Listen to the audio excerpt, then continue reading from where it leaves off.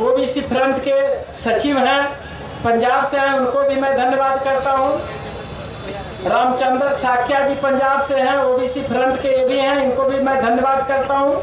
Rajendra Singh Saikia bank manager Punjab से आए हुए हैं, उनको भी मैं तहे दिल से कोटि कोटि नमन अभिनंदन करता हूं, जो आपने इस सभागार में, इस ऐतिहासिक रामलीला मैदान में आने का कृपा किया है। अगले वक्ता के रूप में हमारे, क्योंकि आज न्यायपालिका का ही पूरा महफिल है, जस्टिस वीरेंद्र यादव जी से मैं आग्रह करूंगा, क्योंकि उनको जाना भी है, समय को पाबंदी रखते हुए सर, क्योंकि सर लगभग बातें एक ही करना है, तो समय को ध्यान में रखते हुए आप अपने वाणी को रखें। धन्यवाद। जोरदार ताली।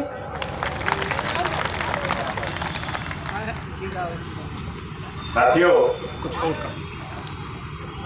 समय की पाबंदी मेरे लिए तो सुविधाजनक है, कम से कम, क्योंकि न्यायाधीशों को बोलना कम आता है, सुनना ज़्यादा आता है।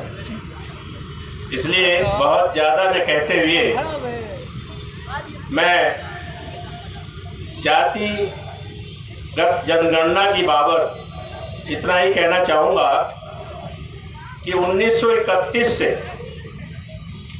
1931 तक इस देश में जातिगत जनगणना होती रही। 1941 में विश्व युद्ध के कारण आंकड़े प्रदर्शित नहीं हो सके और उसके बाद भारत आज़ाद हो गया और आज़ादी के बाद कोई जातिगत जनगणना नहीं कराई गई। इसके पीछे क्या उद्देश्य है भारत सरकार का कि आज़ादी के बाद कोई जातिगत जनगणना नहीं कराई गई, जबकि हमारे संविधान में प्रदत्त अधिकारों के प्रति जातिगत जनगणना के आंकड़ों की सदैव आवश्यकता होती है। आपको कितना बजट किस जाति के लिए, अनुसूचित जाति, जनजाति, पिछड़ी जाति, माइनॉरिटीज, इन सब के लिए आपने कितना बजट अलॉट किया है, कितना उनका उत्थान किया है, उनके कितने कल्याणकारी कार्यों में आपने योगदान किया है, इस सब के लिए आवश्यकता होती है।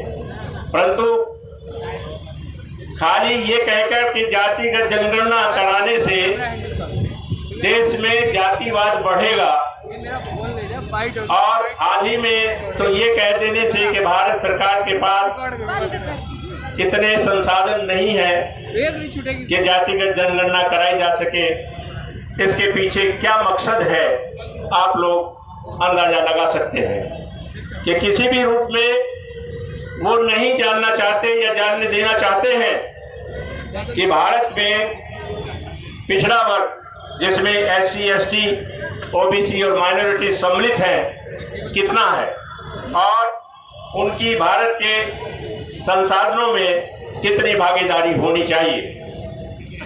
बाबा साहब अम्बेडकर ने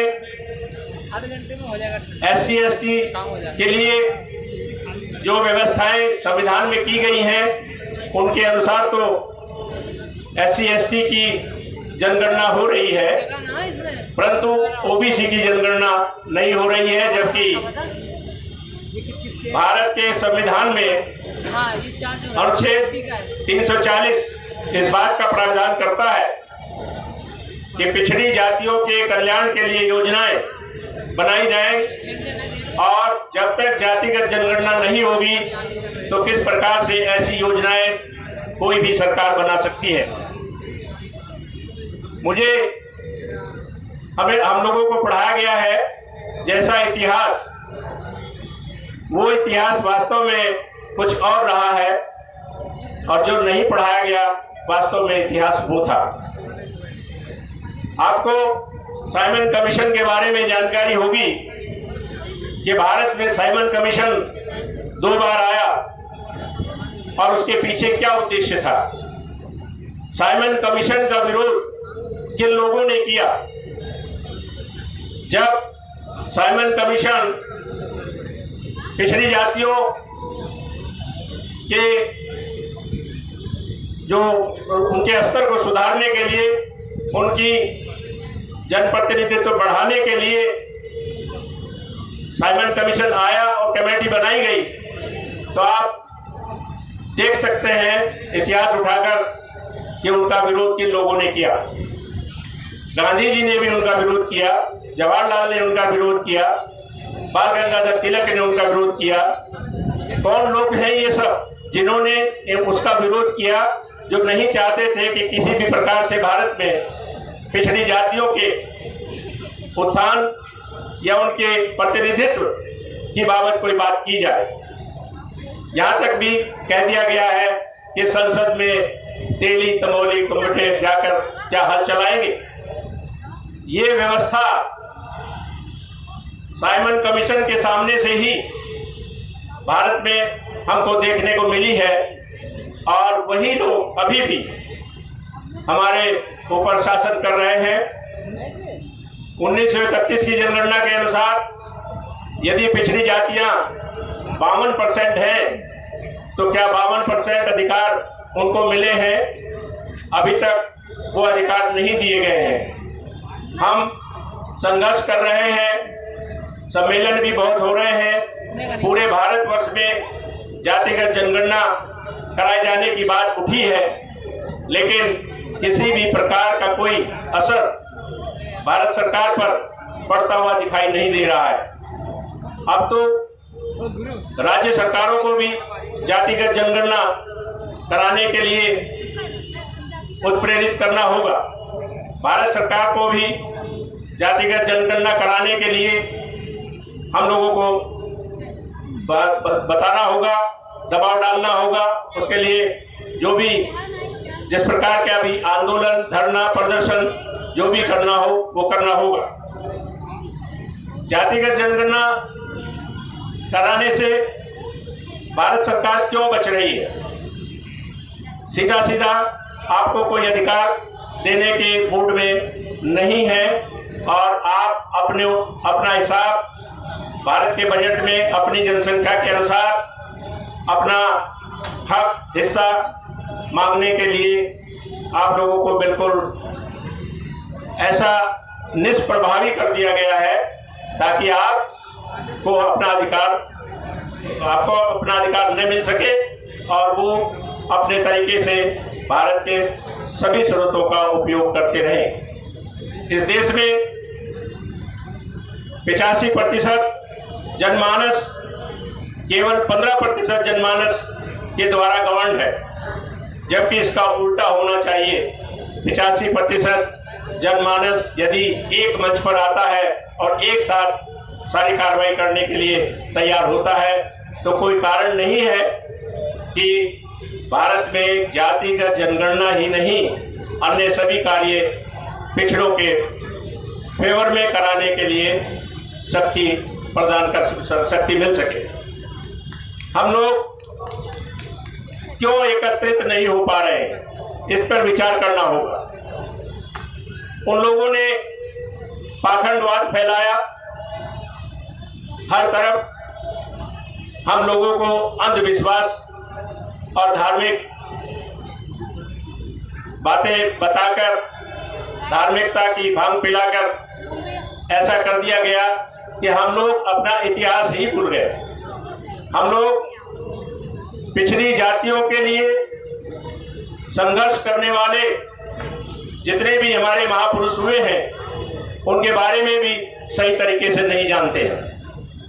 इसलिए हम लोगों को चाहिए कि हम जन जागरूकता उस स्तर पर लाएं जो देहात के आखिरी पायदान पर खड़ा हुआ व्यक्ति है, जिसको नहीं मालूम कि सावित्रीबाई फुले कौन थी, डॉक्टर अंबेडकर कौन थे और ज्योतिबा फुले कौन थे, उनसे पहले साहू जी महाराज, इन सब जितने भी महापुरुष ऐसे हैं जिन्होंने पिछड़ों के हित में, पिछड़ों के उत्थान के बारे में काम किया है, उनके बारे में जानकारी हमें देहातों में पहुंचानी चाहिए। हम जितने भी सम्मेलन कर रहे हैं, अच्छे सम्मेलन कर रहे हैं, उन पर पैसा भी काफ़ी खर्च कर रहे हैं, लेकिन नतीजा अभी उस खर्च के अनुसार हम लोगों को नहीं मिल पा रहा है। कारण कि ओबीसी अभी जागा नहीं है। पिछड़ी जातियों में SC ST में कुछ जागरूकता आई है, लेकिन पिछड़ी जातियों में अभी तक कोई जागरूकता नहीं आई है। वो अभी तक भी कुछ जातियां तो ऐसी हैं जो अपने आप को सामाजिक स्तर पर अग्रणी जातियों के समान प्रदर्शित करते हैं, लेकिन पिछड़ी जातियों की सूची से वो बाहर नहीं आना चाहते हैं। ये दोहरा मापदंड, ये दोहरा मनोभाव किसी भी प्रकार से स्वीकार्य नहीं होना चाहिए। हम अगर पिछड़ी जाति की सूची में है और पिछड़ी जाति से संबंधित अधिकारों को और उससे संबंधित जितनी भी सुविधाएं हैं उन्हें प्राप्त करना चाहते हैं, तो हमें ये भूलना होगा कि हम लोग कुछ जातियां अग्रणी जातियों के सदृश हैं और अपनी ही OBC की अन्य जातियों से हम उतना घुल मिलना नहीं चाहते हैं, बल्कि कहीं कहीं तो ये भी मिलता है कि हम उन लोगों से घृणा भी करते हैं। तो ये भाव जब तक हम नहीं हटाएंगे अपने मन से, तब तक OBC और सभी पिछड़ी जातियों में एकता का भाव नहीं बन पाएगा। और ये सब भावनाएं जितनी भी हैं, ये सब आम जनमानस जो कि देहातों में रहता है और जो सबसे बड़ी शक्ति है जो बाबा साहब अम्बेडकर ने संविधान में हमको दी है, वोट का अधिकार, उनको समझानी है और उनके मन में ये भाव पैदा करना है कि समता समानता के साथ यदि सब लोग एकत्रित होकर आगे बढ़ेंगे, तभी जाकर हम लोग अपने अधिकारों की सुरक्षा कर पाएंगे और उन्हें प्राप्त कर पाएंगे। इसलिए एकता, सभी सामाजिक संगठनों की एकता और सभी सामाजिक संगठनों का जो कार्य लेखा है, यदि उसका आकलन इस बात से किया जाए कि उन्होंने देहातों में कितना काम किया है, तो स्वतः वो संगठन ये समझने लगेगा कि भाई मैंने अपने समाज को बहुत अच्छी तरीके से समझा दिया है, जगाया है और उसके वोट का अधिकार उसे प्रयोग करने के लिए एक ऐसी युक्ति सुझाई है ताकि आने वाली सरकारें केवल बहुजन समाज की ही बन पाए, अन्य किसी की नहीं। मैं बहुत ज़्यादा नहीं कहते हुए इतना ही कहना चाहूँगा कि हमें कार्य करने की आवश्यकता है, संयुक्त रूप से देहातों में, और देहाते को लोगों को शिक्षा, स्वास्थ्य और न्याय के प्रति जागृत करना है, पाखंडवाद का विरोध करना है और उनको अंधविश्वास से बाहर निकालना है। इन्हीं शब्दों के साथ मैं आप लोगों का सबका धन्यवाद देना चाहूँगा। जय भीम, जय संविधान। बहुत बहुत आभार, धन्यवाद सर।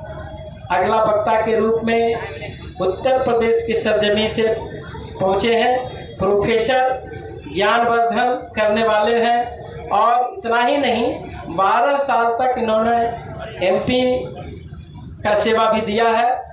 प्रोफेसर रामबख्श सिंह वर्मा साहब, जोरदार तालियों के साथ उनकी स्वागत करें और उनके सुने। ex MP हैं, ex MP उत्तर प्रदेश।